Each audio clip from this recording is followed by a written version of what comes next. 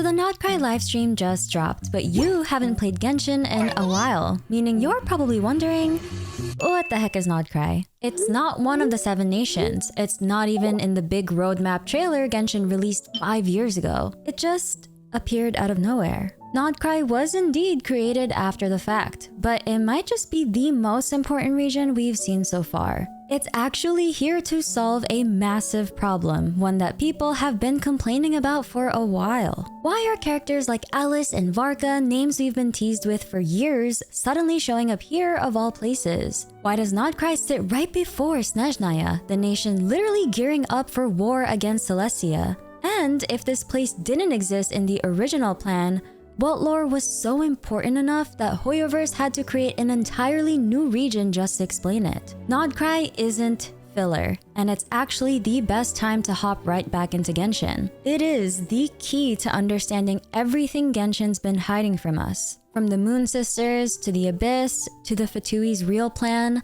this is where all those lore threads finally come together. So, what is Nod-Krai? What is its lore, its factions, its secrets? And why might this frozen wasteland that apparently wasn't even supposed to exist hold the answers to Genshin's biggest mysteries? Nod-Krai isn't like any of the regions we've gotten before. This isn't Chapter 6 or version 6.0. In fact, the whole story arc has its own name, Song of the Welkin Moon. And instead of the usual 5.0, 5.1, 5.2 format, these patches are called Luna 1, 2, 3, and so on. Which basically means Snezhnaya is still reserved for the real 6.0, and the roadmap we saw 5 years ago in the Trivial's trailer should still hold up. But here's why Nod-Krai matters. The devs finally admitted something the community has been frustrated about for years. Genshin's most important lore hasn't been front and center. There's always been this massive disconnect between the game's lore and the wider community. The lore's been buried in artifact descriptions, hidden in world quests, or locked away in time-limited events. And unless you've gone really deep into the lore, you probably never even heard about the 3 Moon Sisters, despite the fact that they're one of the most important parts of Teyvat's ancient history and a huge focus of what the later patches are going to explore. Nod-Krai is here to change that.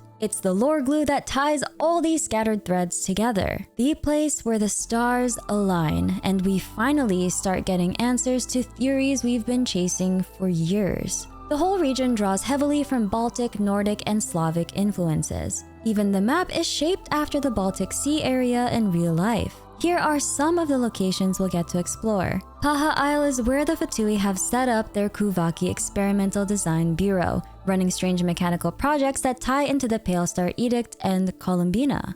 Hisi Isle belongs to the Frostmoon Scions, an isolated group who worship the goddess of the new moon, but may be forced to defend themselves against the Fatui's interference.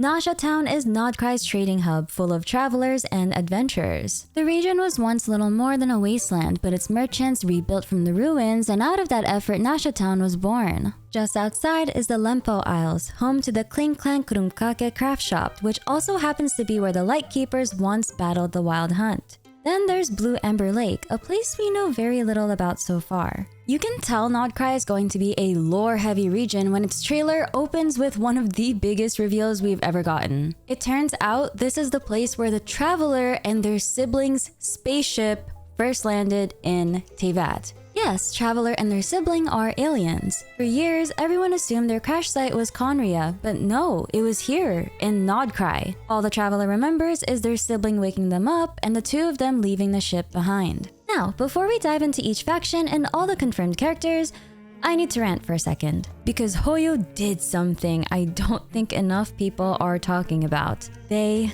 stopped making the collected miscellany videos. You know, those beautiful narrations where Minsleif himself, the man, the myth, the legend, my husband, would introduce new characters and give us lore alongside their movesets? Gone. They replaced them with short in-game trial clips starting with Inefa in version 5.8. So if Minsleif won't give us the lore anymore, I will. That's right, I'm stepping up as a dutiful wife to pick up where he left off. Because this is Nod-Krai, and this is where everything in Genshin's story, and apparently my relationships, start to change. After all, I am your leafy lorekeeper Minsleif, so as someone who's kept up with Genshin's lore for 5 years, I got you.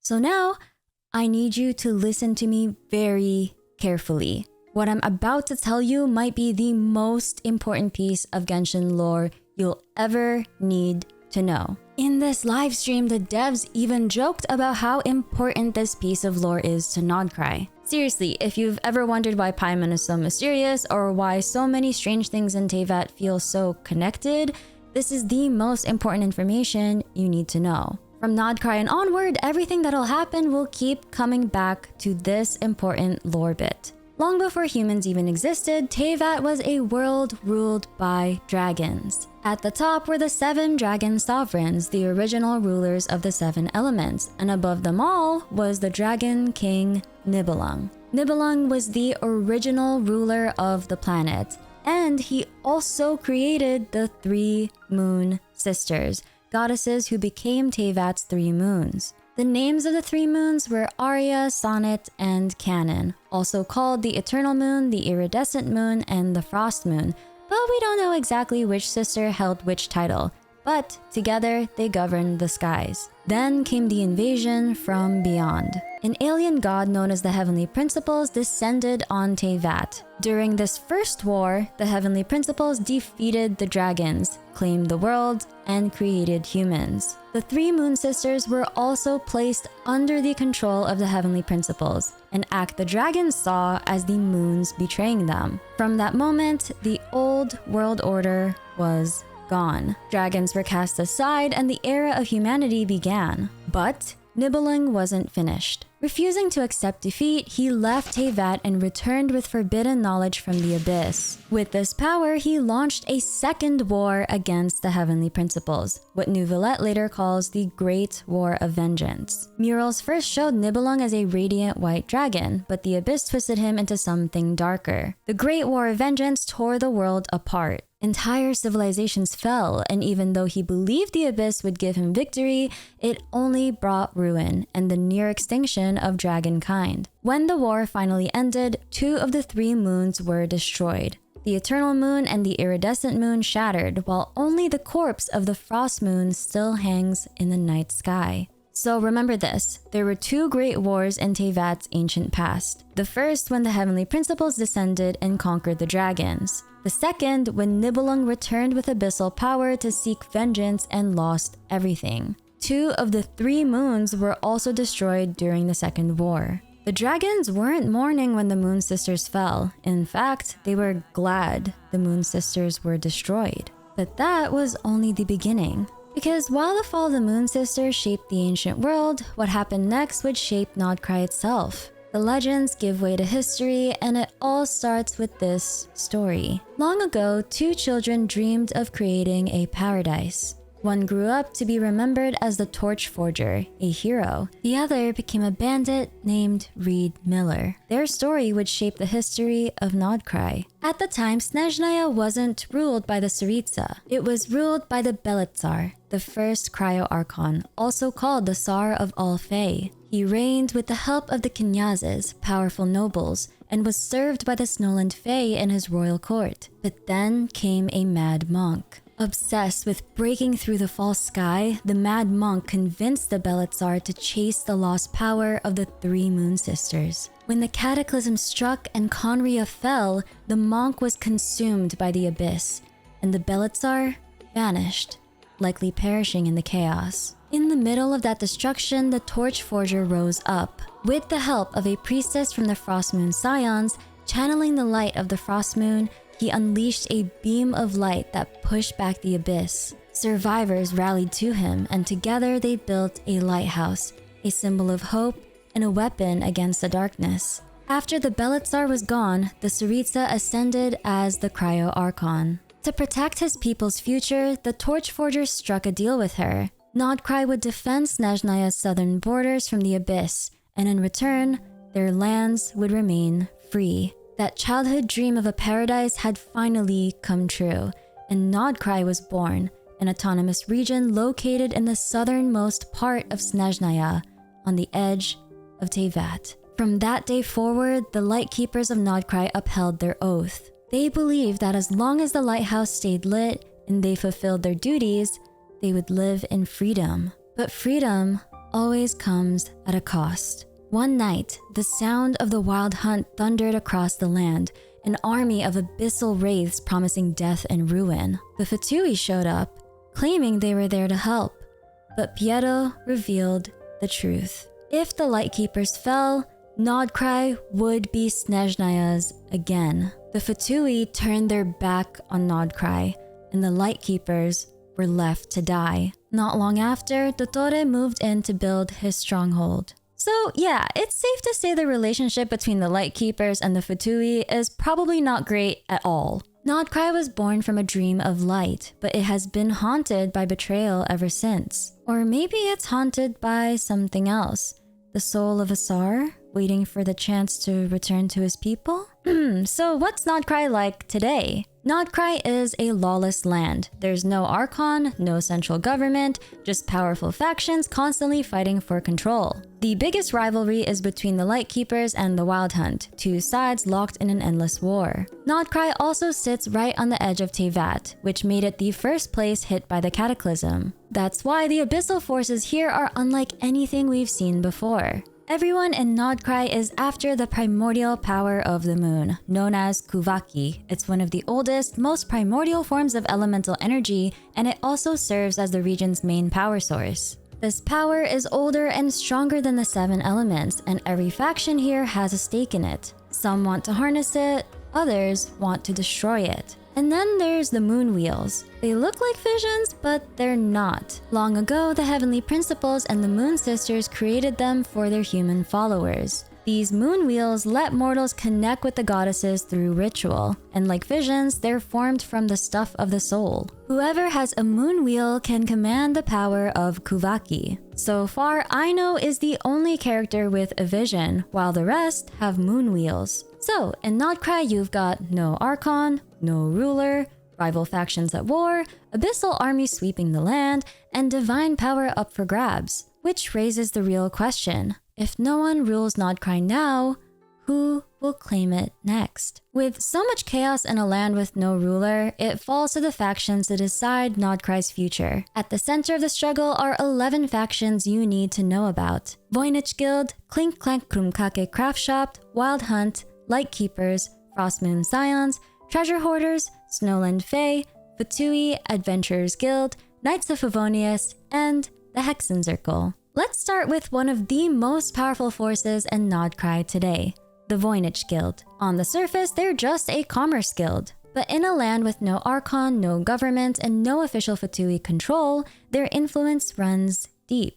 Liben even calls them the strongest force in the region. That raises some questions. What kind of things have they collected? Strange relics, cursed artifacts, forgotten tech? Maybe even some of the biggest lore bombs in the game, just collecting dust in their vaults? From the outside, they seem generous. Liben said they recovered his stolen goods and even paid him back. Sounds nice, but what if they staged the whole thing? In a lawless land like Nod-Krai, power isn't just strength. It's reputation. And the Voynich Guild might be playing both sides to keep theirs flawless. At the top of their hierarchy is the Curatorium of Secrets, led by a woman named Nefer. According to Anefa, Nefer knows the past, the present, and maybe even the future. Her mind's been compared to a living database, and she's so feared that even outlaws fall in line under her. Nefer's partner is Yehoda, a legendary bounty hunter with a flawless record and a bionic arm.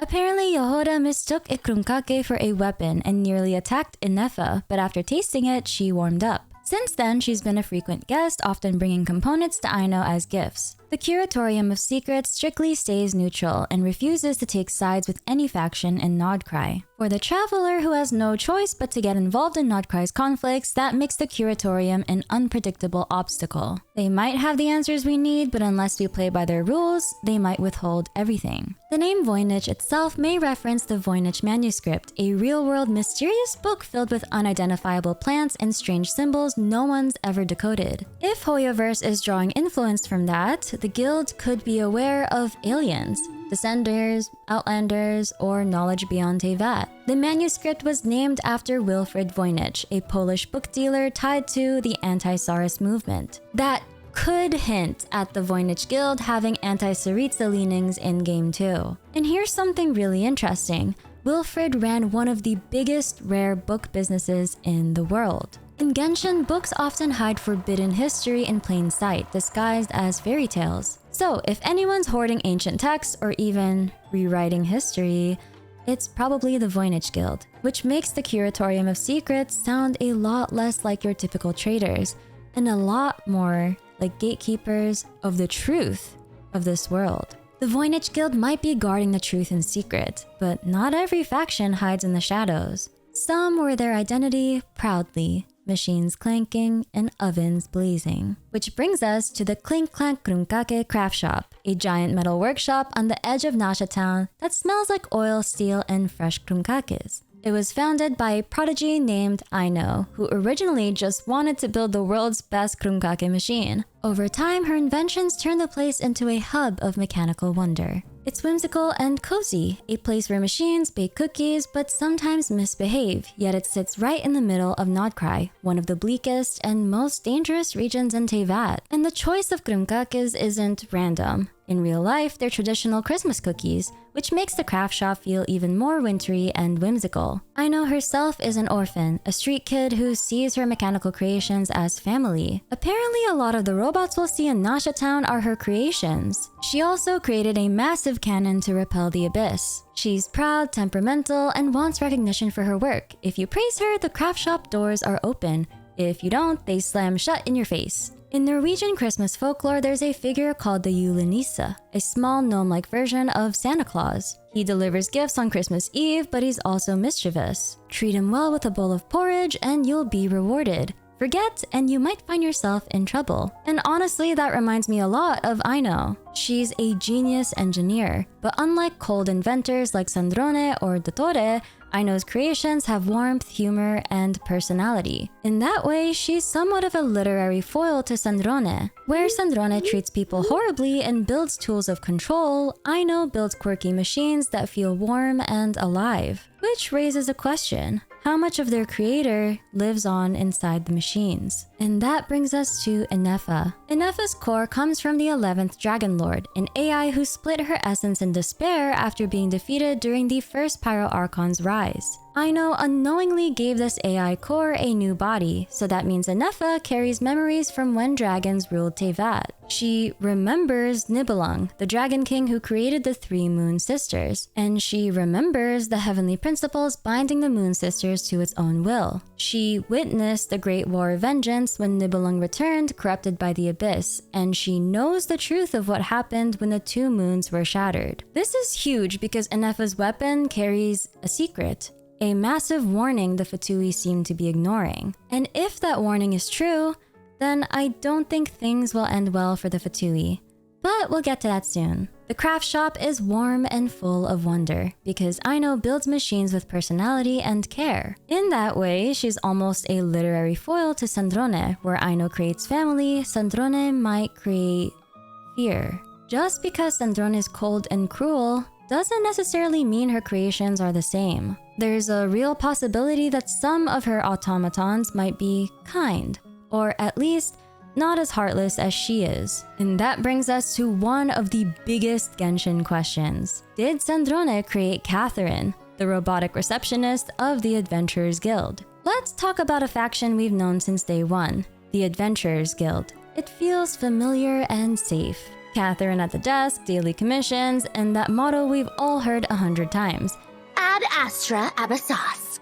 In the Song of the Welkin Moon web event, we get a tease that someone important from the guild's headquarters is waiting for us. That could mean we'll finally meet the original Catherine, the one all the others are based on. And since Catherine is an automaton seemingly made in the likeness of Sandrone, that immediately raises questions. The Fatui may fund the Adventurers Guild, and Sandrone might even be involved in Catherine's creation. But if that's true, why does the guild treat the Fatui as enemies in commissions? The guild's headquarters is based in Snezhnaya, but it doesn't seem to act loyal to the Fatui at all. Which means it might actually be run by a neutral group, or even by people trying to push back against Snezhnaya's control from the inside. Or it's a cover-up, and the Fatui and the Adventurers Guild are secretly working together. Regardless, when we get to Nod-Krai, it's likely we'll be meeting the OG Catherine, or the head of the Adventurers Guild. That's assuming the head of the Adventurers Guild isn't actually Sandrone herself. The Adventurers Guild might be hiding secrets behind a friendly face all these years, but not every faction in Nod-Krai has that luxury. Some, like the Lightkeepers, have carried their purpose openly for centuries. The Lightkeepers are an ancient organization that has defended Nod-Krai's freedom for centuries, fighting back the Abyss and the terrifying Wild Hunt. But after so many battles, they're now severely weakened, and no one knows if the current generation of warriors can still uphold that mission. Their origins go all the way back to the Torchforger, the legendary figure who fought the Abyss during the Cataclysm. With the help of a priestess of the Frostmoon Scions, he raised the first great beam of light against the Abyss. Survivors built a lighthouse on the mountains as a symbol of hope and as a deterrent for the Abyss. The Torchforger made a deal with the Tsaritsa herself. If the Lightkeepers protected the southern border and fought back the Abyss, Nod-Krai would remain a free nation. That oath became their legacy. For centuries, the Lightkeepers believed that as long as the lighthouse stayed lit, their land would never fall. But then came the Fatui. They returned to Nod-Krai declaring they would revoke the sacred powers bestowed by the Tsaritsa, a polite way of saying they wanted to break the deal and take back control of Nod-Krai. The Lightkeepers remind me of Enkonomiya. Back there, the Dainichi Mikoshi acted as an artificial sun, keeping back the Vaishaps. We even had to perform a ritual in the Three Realms Gateway offering to keep its light alive. And throughout Enkonomiya, statues of torchbearers stood as silent guardians against the Abyss. Which makes me think this use of light, or in this case moonlight, as a weapon isn't unique. It could be an ancient tradition, a practice humanity has used across Teyvat for as long as the Abyss has existed. It could explain why the Heavenly Principles chose to control the Moon Sisters instead of destroying them. Their power may be a natural defense against the Abyss. One of the Lightkeepers we know by name is Flins. Kirill Chudomirovic Flins. Chudomirovic means son of Chudomir, with Chudomir rooted in Bulgarian for miracle or wonder of peace. The epithet Arnivalkeia is Finnish, meaning midsummer fire or will-o'-the-wisp, a guiding flame in the dark. His surname Flins is tied to a Slavic death deity mentioned in medieval chronicles. Put together, Flins comes across as a descendant of a long line of Lightkeepers, maybe even of the Torchforger himself. His name, along with the grave that's seen with him, suggests that his own father may have been one too. Iluga is a newly appointed Lightkeeper who was quoted in Flynn's introduction. The Lightkeepers each carry a lantern with a moonlit flame that not only warns them of the Abyss's presence, but can also drive it back. These lanterns even let them hear the voices of souls that the Wild Hunt appears to have claimed. The Lightkeepers didn't stand alone. They fought alongside the Frostmoon Scions. The Frostmoon Scions are one of the most mysterious factions in Nod-Krai. They're devoted to the Moon Goddess, a deity they've never actually seen but still pray to every night under the full moon, even after centuries of silence. Most believe they're the descendants of the Moon Children, a civilization that once lived in the lost land of Hyperborea. After abandoning it, they settled in Nod-Krai and their descendants became the Scions we know today. Their home is on Hisi Island, a place full of moon statues and ruins that look suspiciously like Enkonomiya. That might not be a coincidence. Hyperborea and Enkonomiya could both be remnants of a single ancient civilization, one that existed during the age of the Heavenly Principles and the Four Shades. According to Helka and Mawika, the Scions aren't like anyone else in Nod-Krai. Their powers predate the 7 elements. Helka even calls it magic, suggesting it comes directly from the Frost Moon, one of the 3 Moon Sisters. Their symbol is a deer with a crescent moon on its forehead and antlers covered in leaves. That imagery ties back to Finnic mythology, where Hisi meant sacred places and spirit beings later turned into giants or tricksters, often linked to animals like elk and reindeer. It also echoes Roman mythology, where the moon goddess Diana was closely tied to the deer, sometimes appearing as a triple goddess of the hunt, the moon, and the underworld. The Frostmoon Scions also appear more advanced than they let on. Helka hints that some of the relics on Hisi Island resemble ancient secret source technology, but they're dormant for now. One figure we know from this group is Lama, the Moon Chant envoy, the current priestess of the Frostmoon Scions. She's described as a guardian who ensures no innocents or animals are harmed, though if chaos breaks out, she'll act to protect the land. Her name comes from Baltic mythology, where Laumis were fairy-like spirits tied to nature, orphans, and even shape-shifting, sometimes appearing with animal traits. Her design even echoes those myths, down to the big personalities associated with Laomis and folklore. Each of the Moon Chant envoys has had access to an ancient relic that lets them see the true past. Laoma is still working to piece together the scattered history of the Frostmoon Scions and the moons themselves. When the moons shattered, many of their fragments fell across Nod-Krai.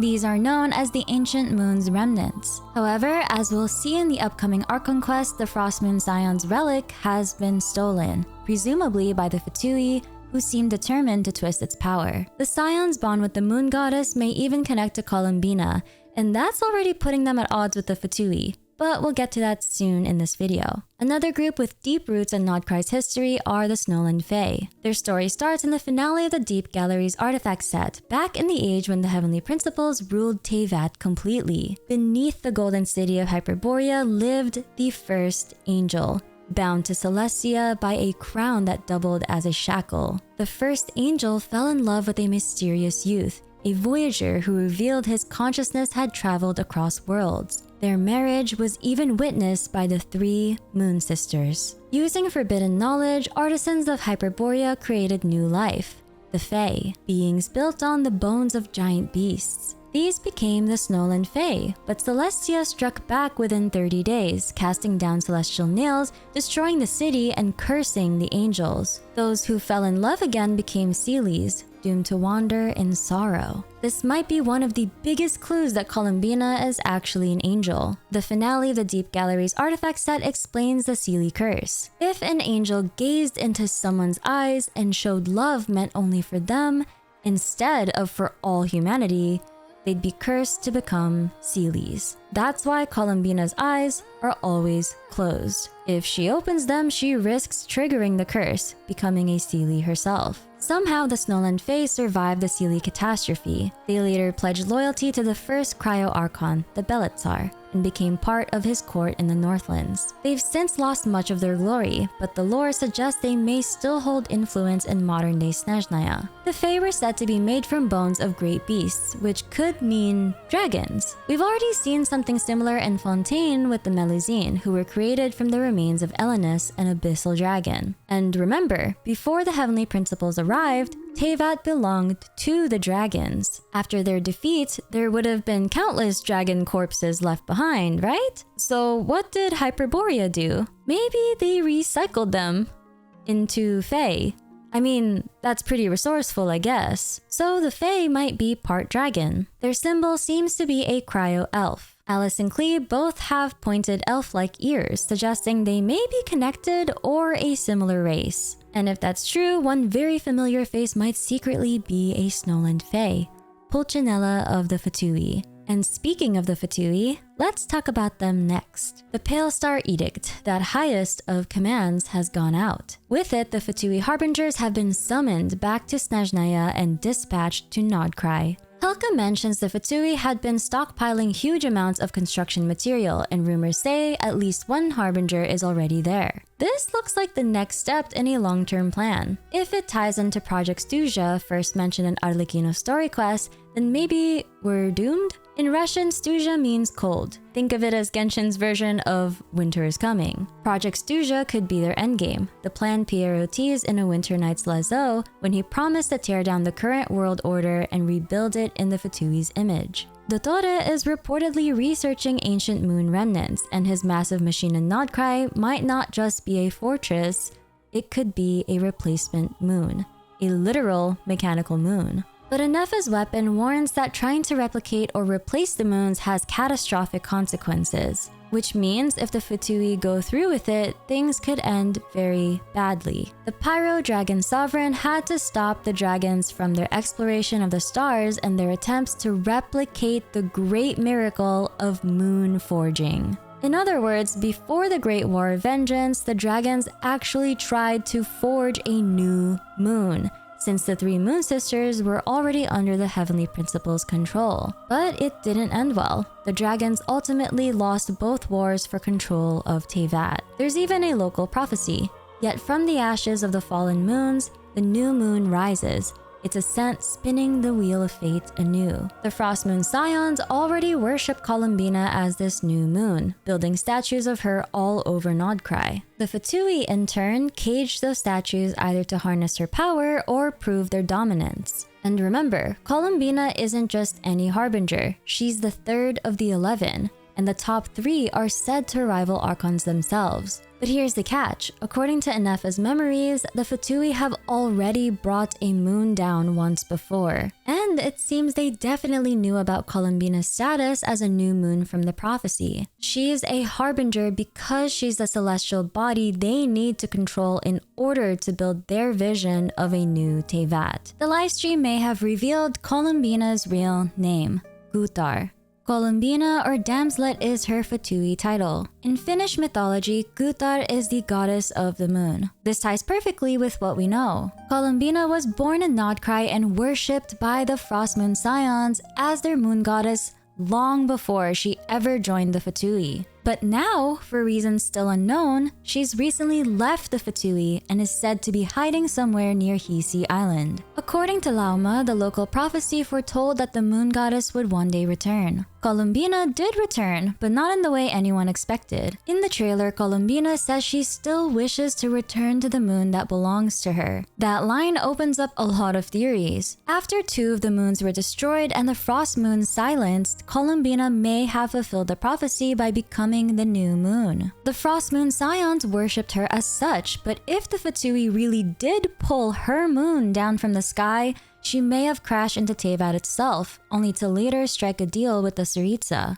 In Nod-Krai, we'll get to meet her in a place called the Silver Moon Hall. After completing tasks like singing with her or taking a stroll, she'll offer her gratitude by lending you powerful support in your journey. And here's a thought. What if the Seelie we see following the traveler in Nod-Krai is an extension of Columbina herself? It could be her power or even her consciousness shared with us once we resonate with her moon statue. Another possibility is that this unique Seelie is connected to Nicole Rain, the Hexenzirkel witch who, like Columbina, might also be an angel. The Fatui seem desperate to claim the authority of Kuvaki. They've even set up the Kuvaki Experimental Design Bureau, using the moon's power to forge new weapons. And at some point, we're going to have to break into this fortress ourselves to uncover what they're really planning. Here's where things get complicated. Because in the Luna 1 teaser, it almost looks like the Traveler's sibling is working with the Fatui. But are they really on the same side? Either this is all an illusion, or there's something much bigger going on behind the scenes. On the surface, it might look like they're working together, but I don't think it's that simple. The Abyss Order, which his sibling leads, has one clear goal: to revive Conria and give it a new physical location. They're focused on preserving the past. The Fatui, on the other hand, wants something completely different. Their mission is to build a new Teyvat, one that follows their rules, their vision, their order. So how could these two groups possibly work together? The only way I see it making sense is if the sibling, and by extension the Abyss Order, struck a deal with the Tsaritsa. If Conria is promised a place in the new world the Fatui are trying to create, that might explain this sudden alliance. The Fatui aren't the only force causing chaos in Nod-Krai. There's another contender for the title of main antagonist, the Wild Hunt. The name Wild Hunt comes from Scandinavian myth, where ghostly riders led by Odin or Thor storm through the sky in winter, stealing souls and bringing disaster. And according to Helka, the Abyss's presence is growing fast. She even warns the northern paths aren't safe anymore. The Wild Hunt seems to possess the bodies of its victims, which is why we see some of their forces wearing the clothes of fallen Lightkeepers. They also appear able to separate souls from bodies, given the spirits seen wandering across Nod-Krai. In some versions of the myth, the hunt isn't chasing anything.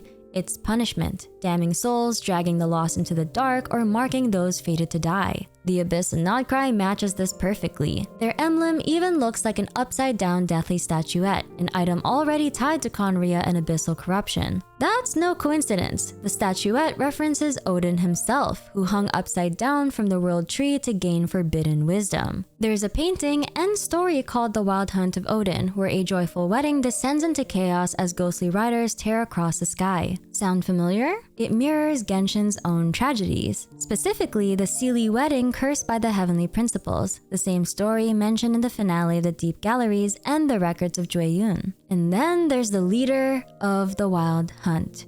Who could it be?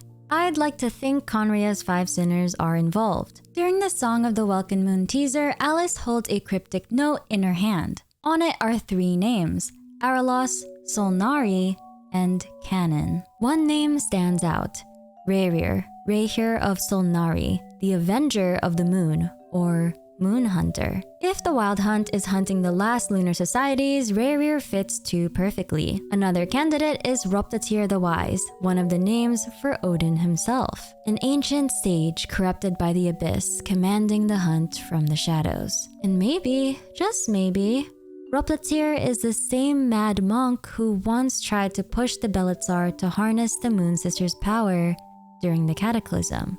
Sinners in Teyvat don't usually get happy endings, and that might be true for the founder of the Treasure Hoarders. Most people see them as a messy gang of small-time criminals, but their roots run deeper. The group actually began in Nod-Krai, founded by Reed Miller, a legendary thief who dreamed of a world without boundaries. The childhood friend of the Torch Forger, the founder of the Lightkeepers. But Reed's story didn't end in triumph. He started out dreaming under the moonlight with a Torch Forger and ended up executed as an infamous bandit, a revolutionary turned outlaw. But maybe his legacy didn't die there. Kaya has said his grandfather was a pirate who passed down his eye patch as proof. He also claimed his grandfather found a divine sword, one drop from Celestia itself, powerful enough to summon storms and kill sea monsters. But it was too dangerous, and too many people were desperate to claim it for themselves, so it was hidden away. That treasure was said to rest in the lost Arcadian ruins, the same questline that mentions Hyperborea, the fallen golden city of the Frostmoon Scions and the Snowland Fae. Alice even teases Kaya about his bloodline and treasure hunting past during the Golden Apple Archipelago event.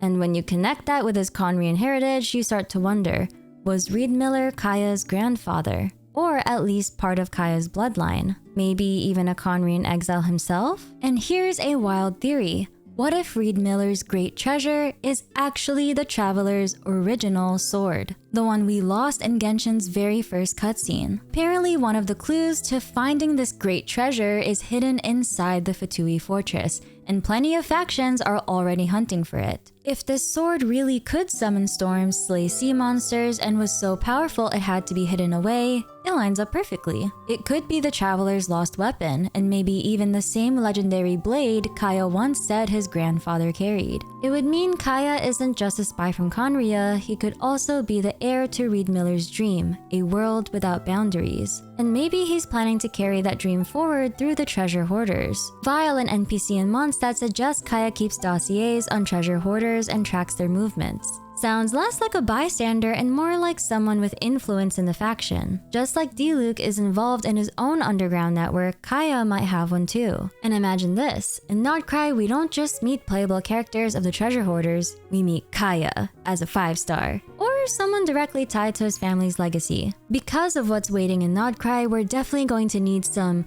big, strong hands to keep us safe. Next up, the Knights of Favonius, and I think we all know who's finally showing up. Varka. Varka is the Grandmaster of the Knights of Favonius. Years ago, he led an expedition that took nearly 80% of the Knights' manpower, leaving Jean as the acting Grandmaster. He's so powerful that even Child calls him the Titan of the Knights and hopes to one day fight him. But Varka isn't just a warrior. He's been a father figure to half of Mondstadt. He brought Rosaria into the Knights, gave Eula a chance when no one else would, and even raised Razor, giving him his name and training him in combat. He's everyone's daddy. He's out here adopting everyone. Comment down below if you want Varka to adopt you too. On his travels, he's crossed paths with Capitano and even stopped by Natlan where he got drunk in a drinking contest with the Pyro Archon Mawika and lost. He's gathered a lot of new information on his journey, and now his focus is on Nod-Krai. A possible plot point is that the Knights will eventually work with the Lightkeepers to hold the line against the Wild Hunt and defend the Lighthouse, a literal beacon against the Abyss. If that light is beginning to fade, the Knights may be helping restore its power, possibly with aid from the Frostmoon Scions. So not only is Varka finally stepping out of the shadows, but he's walking straight into one of the biggest battles Nod-Krai has ever seen. And all of it might be for Mondstadt's sake. It's no secret Teyvat is heading toward another massive war, one that will drag in every nation we visited. Alice has hinted that the borders of Teyvat are weakening, and even A and Yaimiko casually talk about war in the middle of a karaoke party. Varka could be a Nod-Krai to learn how to harness the moon's power to protect Mondstadt. After all, Mondstadt literally means Moon City. And who can we expect to watch the plot from afar, teacup in hand? The Hexenzirkel. The Hexenzirkel is a secretive coven of powerful witches, some strong enough to rival the gods. They meet for tea parties, explore Irminsul, and even record their stories in The Little Witch and the Undying Fire, a 7-volume collection scattered across the Imaginarium Theater. Here's who we know. Alice, Klee's chaotic mom and founder of the coven, calls Teyvat's borders fragile, maybe hinting at Nod-Krai. After all, Nod-Krai is located at the edge of Teyvat. Her frenemy Barbeloth, Mona's master, is a powerful visionary and can read the fortunes of the entire world. Ai Ivanovna N, the first mayor of Snezhnaya, had no magic but earned the witch's respect. She left the coven after marrying a mortal. Ender's daughter, author of The Boar Princess, taught Alice grief and foreshadowed Durin's possible revival through her Simulanka stories. Then there's Nicole Rain, the witch who speaks directly into minds. She's appeared in multiple Archon quests and has even been seen with wings and a halo in the Song of the Welkin Moon teaser, hinting she might be an angel just like Columbina. Nicole may actually be mute. She once described herself as suffocated by her inability to speak, and Wolfie even mentions that one of Madame Mage's friends is mute, but communicates directly into people's minds. Octavia is a wanderer from a destroyed world who rarely attends their meetings. She's an outlander, an alien from a different planet. And of course, there's Rhine-Daughter, the Conrian sinner who created Durin and Albedo, and who also happened to merge with the Shade of Life. Like everything with the Hexenzirkel, we're left with more questions than answers, and that's exactly how they want it. But there's something about Nod-Krai that really bothers me. When I read the Long Night's Oath artifact set, there was one passage that honestly kept me up at night. It's kind of scary. The passage describes the Lightkeepers being slaughtered during the Cataclysm. Amidst the sludge-sullied tundra now soaked in the blood of heroes, a young warrior knelt among the bodies of his fallen comrades. And so, like his ancestors before him, he prayed to an old god that no one now called upon. Somewhere out there, as if in answer to his pleas, a long, dormant phantom stirred from slumber. That ghostly blue wildfire of which ancient legends spoke would burn brightly anew on fresh fields of battle. So here's the question. What ancient god is about to wake up in Nod-Krai? And that's Nod-Krai, a land born from light, scarred by betrayal, and now at the center of every major power struggle in Teyvat. And that's everything you need to know about Nod-Krai before Song of the Welkin Moon Luna 1 goes live. If you enjoyed this video, please leave a like and subscribe, and I'll see you on the next video. I'm your leafy lorekeeper Minsleif, and I read the Genshin Impact lore so that you don't have to.